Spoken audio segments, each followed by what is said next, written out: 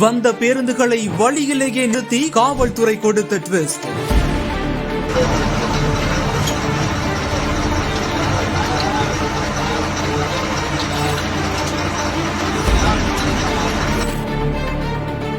இனிமே எப்படி அதிக சவுண்ட் வரும்? மொத்த ஹாரன்களையும் கொத்தாக அள்ளிச் சென்ற அதிகாரிகள்.